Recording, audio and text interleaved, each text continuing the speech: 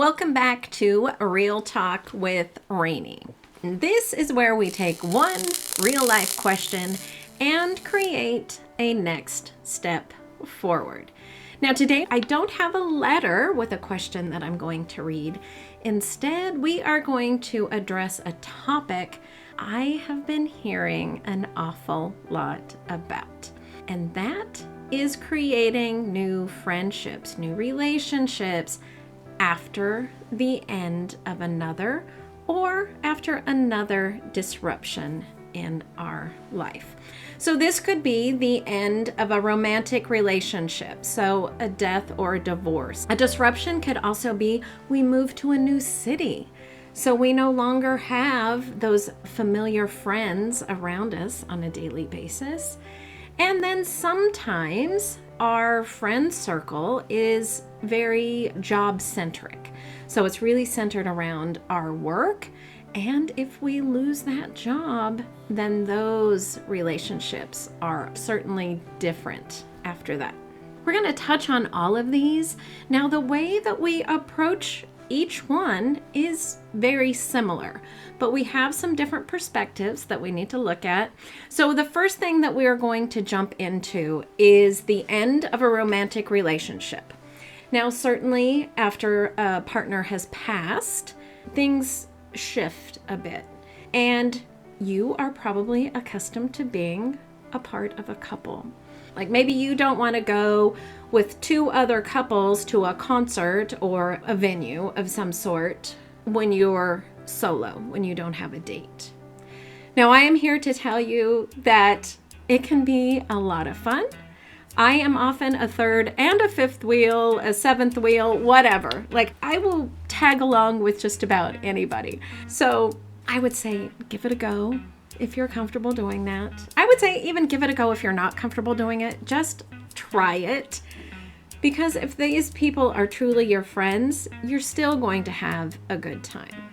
That being said, if there has been a contentious divorce, often that creates conflict, or what's the word I use? Okay, so let me go back. So after a relationship has ended, and often if it's contentious in any way, that can create some, menopause brain here for a second. Hold on. I can't think of the word. It can be a little contentious. It's not smooth. Okay, welcome to my mind. This is Raini's game show of life, and you are seeing it in real time right here. But anyway, things don't fit together exactly the way that they used to, right? And some of that is your responsibility because you do need to watch the way you talk about your former partner. Think about it like your kids, right? You're not going to slam your partner in front of your kids. I want you to think kind of the same way because these were friends of his as well. And you should not be putting them in a position where they have to choose sides. And I'm not saying that you don't have your feelings. You have your feelings. I'm just saying that you should not expect them to share your feelings. It's best to keep things neutral sometimes. And you may say, well, are they really my friends if I can't talk to them about the way that I feel? I would say if you want them to be your friend, I would not ask them to choose. It's just like if you were really great friends with your sister-in-law, are you going to expect her to choose your side over her brother's side? Probably not. Your mother-in-law the same way, right? Like you may love your former mother-in-law, but I doubt that she is ever going to take your side over his side. Just a piece of advice that if you want to continue these relationships, to do that. Now, one thing I have heard is that there was some disappointment in this one incident that I'm thinking back to was this gal and her husband, her former husband, they rode motorcycles. And so they had this really great couples friends that they spent a lot of time with because they rode motorcycles together. Now, the gal who was speaking, that was giving this scenario, was really disappointed because she thought that they were really, really good friends. And then after this split, she was kind of ghosted. Like, she would reach out and the other gal wouldn't get back to her. And she just felt like she had been, just kind of left out in the desert, right? Like, I don't even know what happened. Well, here's one thing to consider in a situation like this, is that you had a common interest with this other couple, and that was riding motorcycles. So I think it's only natural that the friendship would go where the motorcycle goes. If he kept the motorcycle, that's probably where the friendship is going to gravitate to, because that was the common interest. It's just my observation from outside, but that's kind of what I'm thinking. And in these situations, I think it would be helpful to tap into the wisdom of the 4 agreements here. And I don't think I have it here where I can share it with you right off the page, but it is, in essence, don't take it personally. That when someone does or says something to you that hurts your feelings, it's really more about them than it is about you. So just take that into consideration and just wish them well. Hope that they have a great time with their motorcycle, and you are going to find other friends. And we are going to dig into how you're going to find those friends here in just a little bit. So stick with me so we can dig into that. The next thing that we're going to talk about is expectations. So one thing that I'm kind of hearing a lot about is women being disappointed that they think they found a friend. And then this friend doesn't call them back, doesn't want to do this, doesn't want to do that. And they're disappointed because they think that they found their friend. And here's a perspective that I want you to consider, especially if you're exiting a relationship where your partner has been kind of the person in your life. Because typically when you have a partner, they are who you go to share those funny stories with. They're who you go do things with. They're who you share your day with. You tell them what happened, the funny stuff, the sad stuff, the frustrating things. That is the person that you are sharing your life with. Now, they're no longer there. And the one, I don't want to call it a mistake, but what I see happening is that many women expect one individual to replace that in their life. And that is where I want you to temper your expectations when you are finding new friends. Now, I don't have a partner, and I have many best friends. I know all of you out there that are watching this that are my best friend. I know you're not surprised to know that I have other best friends, because we are friends in different segments of our lives.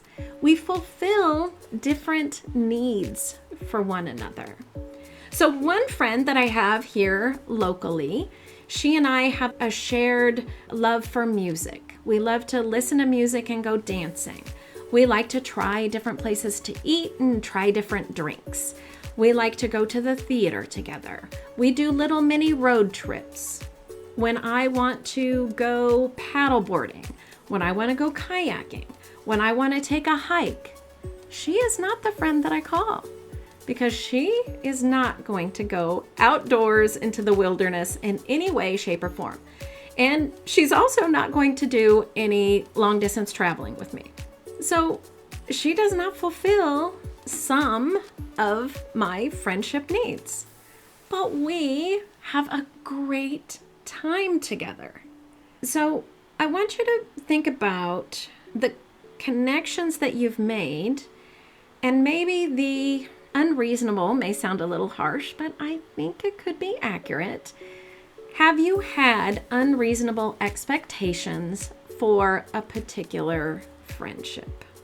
And another thing that I think we should consider is that as we're trying to find new friends, we're trying to open ourselves up to build new relationships, you have to kind of take it slow, go on a few things together, and then if it doesn't mesh, it doesn't mesh. You know that they're not going to be your bestie, but dang, if you want to go, I don't know, antiquing, they're the person that you can call because they absolutely love it. So maybe they're not your best friend to do most of the things in your life, but that one thing, yeah, that's a great connection for you. So start thinking about how you can maybe categorize friends a little bit differently and expand your horizons. Now, there is not one person that needs to meet all of these different aspects of you. You are a complex person, my friend. There is not one person that's gonna connect all of those bits and pieces, right? Like, you need a lot of friends. Okay, now we're gonna get to the goodies about how are we going to find these friends? Because if you've been in a relationship or you've been in one location for a long time, you have your support system and you're feeling a little vulnerable. Like, I don't have my support system here. Let me just share with you that when I moved from Colorado to California, my family and friends, everybody was in Colorado, right? And I knew that at any moment, I probably had at least 5 people I could call at 3 o'clock in the morning if I was abandoned on the side of the road. Now that is a good feeling. Now I moved to California, there is no one I can call. There is AAA, but when I first moved here, I didn't have AAA. I didn't even know what AAA was. So I was on my own. How did I make new friends? Well, the very first place I started was at work. I started making connections at work. I was there all day, so I might as well, figure out if there's anybody there I can make a connection with. And then you start doing things that you enjoy. I would take classes. I would go to trade shows or to like a gym show. Just go find something to do. And you cannot tell me, even if you live in the tiniest little town ever, there are still things to do. They're going to have farmers markets. They are going to have little crocheting clubs. There's going to be book clubs. There's going to be all kinds of things that you can do. But you have to take the first step. You cannot wait at home and hope that somebody calls you and invites you. You are going to have to take that step. And yes, it can feel uncomfortable. Just as I was saying before, maybe you feel uncomfortable as a third wheel, but it may be the best thing that you've ever done. So just jump out there and do it. And that is the best way for you to start making connections. And you have to be comfortable being with you. You have to learn how to live with your own thoughts, entertain yourself. I say my neighbors think that I'm crazy because when I'm out back, the dogs and I are talking, we're having full-on conversations. I'm trimming the tree and I'm talking. I love spending time with me. And my hope is that you start loving spending time with you too. Because I think the more comfortable you get with yourself, the more comfortable you're going to be with other people. Be yourself because you want to know if they like you, not that persona that you're putting on, right? So find an organization to volunteer with. Find a class that you want to take, that book club. Do things like that and try different things. It doesn't have to be just one thing. Go take a horseback riding lesson. Go join Meetup and go meet some people. Go play games with somebody. Friend, there are a million things that you can do to meet people. But the best thing that you can do for yourself is to understand that everyone is not going to be your best friend, but you are your best friend. And you love spending time with yourself. And so no matter what you do or where you go, you can have a good time. So what is the one step that you can take to start moving forward? Get out there. To put yourself out in front of people, to start auditioning them to be your friend and see how it goes. Lower those expectations, raise your own vibration, and have a good time. I want you to focus on building the very best version of yourself because you are evolving. If you have gone through this disruption, there are going to be some changes going on in you. So embrace that, reflect on it, see what it is, see where you want to go. Really embrace this period of becoming. And just remind yourself that it is a process.